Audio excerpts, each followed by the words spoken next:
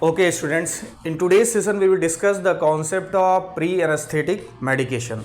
What are the pre-anesthetic medication? As the name suggests, pre-anesthetic, it means these kind of medication we will apply or administer before administrating the general anesthesia to make it more pleasant and safe. Means the purpose of pre-anesthetic medication, what you have to write in your answer sheet, that pre-anesthetic medications are the medications that we will administer before anesthesia, most of the time general anesthesia, and due to this हम pre anaesthetic medication देते हैं। इसकी वजह से हमारा जो general anaesthetic देने के बाद जो सर्जिकल प्रोसीजर होता है that will become more pleasant and safe. तो इस प्रोसीजर को, सर्जिकल प्रोसीजर को मोर प्लेजेंट और सेफ बनाने के लिए बेसिकली हम प्री एनेस्थेटिक मेडिकेशन देते हैं। देखिए आपका 2 मार्क्स का ये एग्जामिनेशन में आएगा। इसमें मोर इंपॉर्टेंट है आपके लिए कि आप ड्रग्स की उन कैटेगरीज को याद करें जो प्री एनेस्थेटिक मेडिकेशन के अंदर आती हैं। जैसे फॉर एग्जांपल इसका जो एम है ओवरऑल प्री एनेस्थेटिक मेडिकेशन हम क्यों देते हैं जनरल एनेस्थेटिक देने से पहले। Number 1, to relief the anxiety. अब किसी इंडिविजुअल को आपको सर्जिकल प्रोसीजर करना है तो बट ऑब्वियस सी बात है कि उसमें किसी भी तरीके की एंजाइटी को सबसाइड करने के लिए, सप्रेस करने के लिए आप एंटी एंजाइटी ड्रग देंगे। और वो एंटी एंजाइटी ड्रग चूंकि आप एनेस्थेटिक और या सर्जरी के पहले देंगे बिफोर द एनेस्थीसिया, तो आप उसको बोलेंगे प्री एनेस्थेटिक मेडिकेशन। तो आपका नंबर 1 एग्जाम्पल जो है कि हमारा aim to relief the anxiety हम यहां पे देंगे benzodiazepine category of drugs. And the example here is diazepam. We give diazepam into 5 to 10 milligram oral dose. तो ये एंजाइटी का बहुत सिंपल है कि आप एंजाइटी को बिल्कुल ही सप्रेस करना चाहोगे। Number 2, analgesia. एनाल्जेसिया चाहे तो प्री ऑपरेटिव हो या पोस्ट ऑपरेटिव हो। सर्जिकल प्रोसीजर के पहले एनाल्जेसिया एज ए एनाल्जेसिक आपको कोई ड्रग देनी है या पोस्ट ऑपरेटिव आपको एनाल्जेसिक देनी है। Most of the time you will advise to give what opioids, and in the opioids there is a morphine and the dose of the morphine here is 10 milligram, right? Sometime we also administer pethidine 50 से 100 milligram. So this is the dose of opioids drug that we used as a pre-anesthetic medication for as a analgesic agents.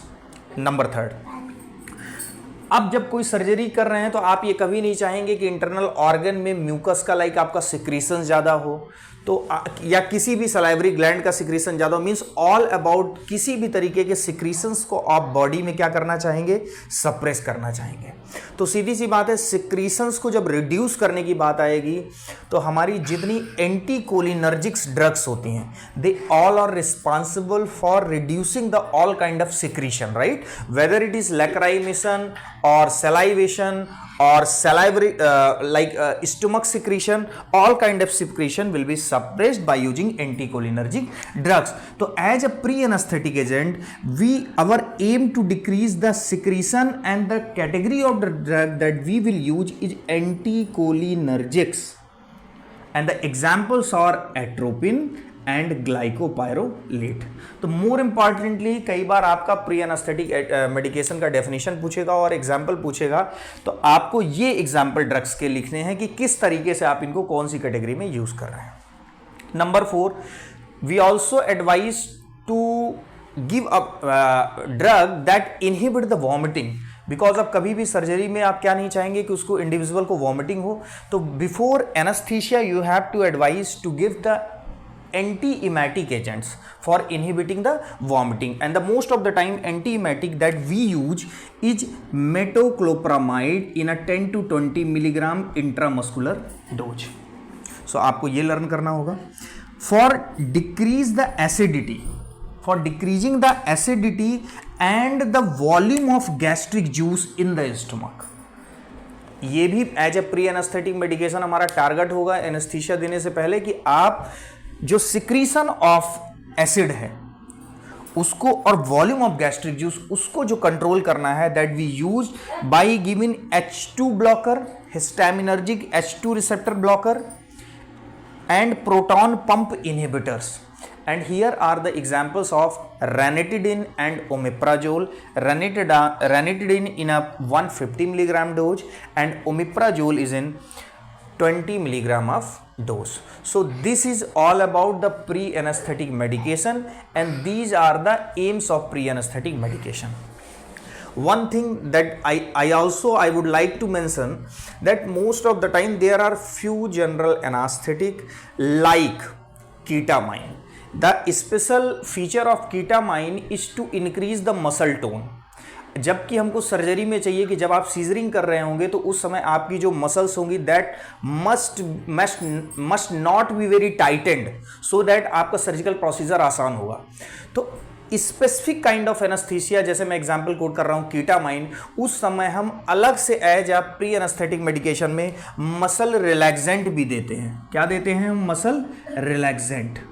और skeletal muscle relaxant में आप like D tuberculin हम use करते हैं. So these are the examples of, these are the things or the example of drug that we use as a pre-anesthetic medication. 2 marks का आपके examination में आएगा और ये कंटेंट आपका मोर देन सफिशिएंट है. So this is all about. आपका अगर कोई भी क्वेरी है तो आप मेरे से कमेंट सेक्शन में पूछ सकते हैं. Thank you very much.